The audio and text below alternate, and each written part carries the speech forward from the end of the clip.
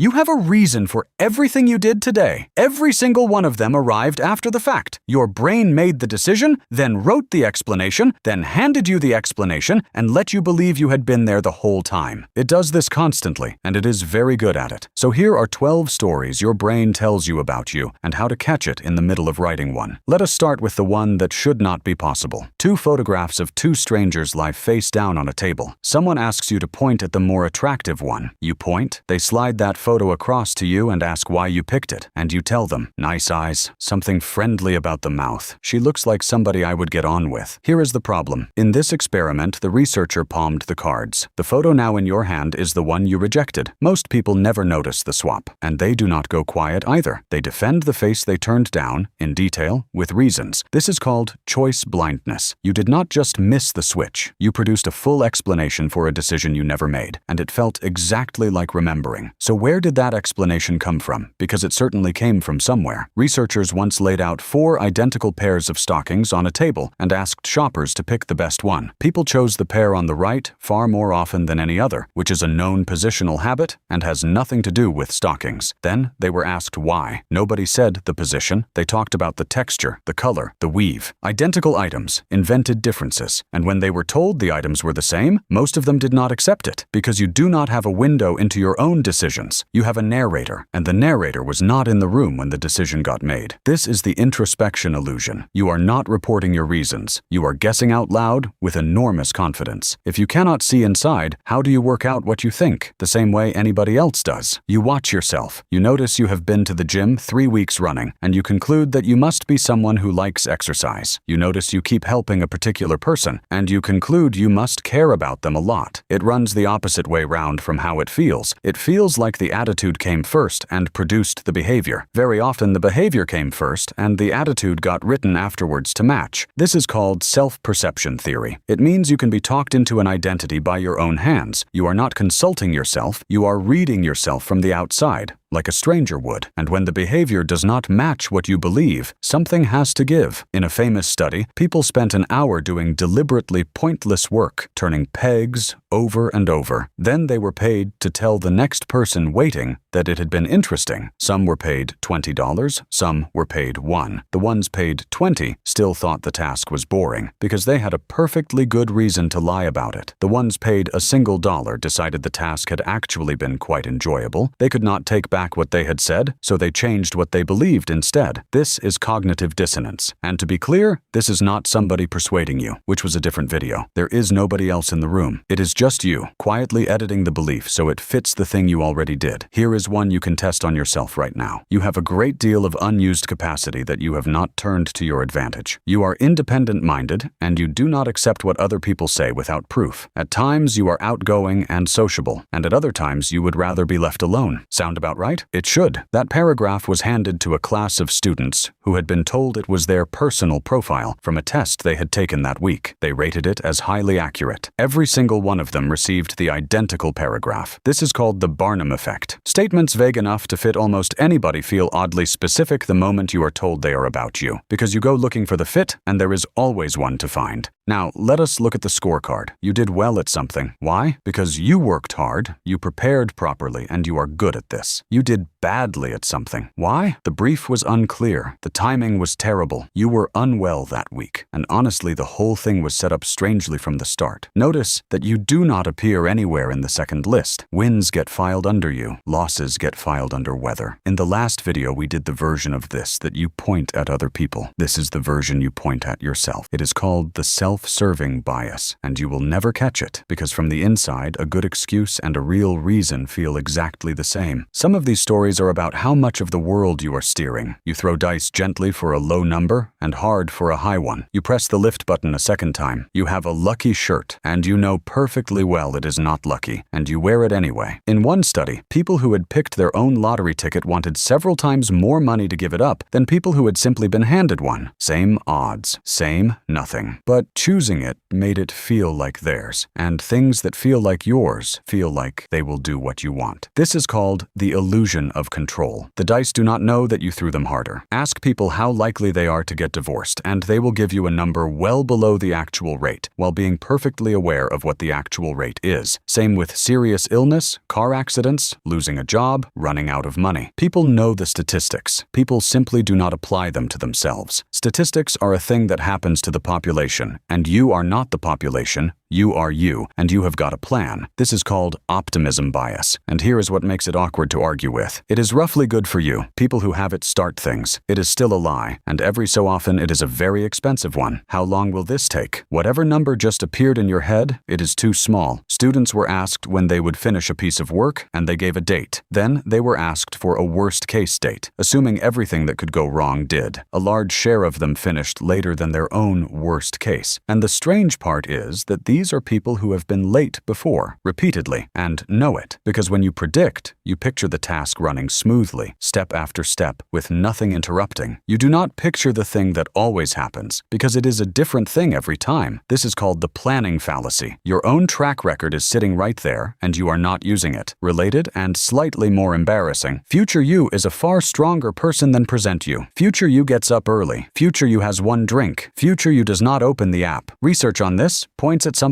uncomfortable. The people most confident about resisting a temptation tend to put themselves closest to it, because they do not believe they need the distance. And that is exactly how they get caught. Confidence in your willpower is not the same thing as willpower. This is called restraint bias. You are not making plans around a person who exists. You are making plans around a much better one who has agreed to turn up later. Here is one that catches everybody, at every age. Think about how much you have changed over the last 10 years. Your taste, your values, what you want, who you spend time with. Quite a lot, probably. Now, how much will you change over the next 10? Less. Obviously less. You are more or less who you are at this point. Researchers put both of those questions to thousands of people across every age group. At every single age, people reported enormous change behind them and predicted very little ahead. 20-year-olds said it. 40-year-olds said it. 60-year-olds said it. Everybody believes they have just this moment, finished becoming themselves. This is called the end of history illusion. You are not at the end. You have simply never been able to see forwards. Which brings us to the last one, and I want you to be careful with this one. Somewhere in this video you thought about somebody else, somebody who really does make excuses, somebody who is definitely wrong about how long things take. That happened, and it happened more than once. Researchers described a long list of these to people and asked how much each one affected them personally and how much it affected the average person. People rated themselves as less affected than average on nearly every item, including when they were asked directly on the tendency to believe you are less biased than average.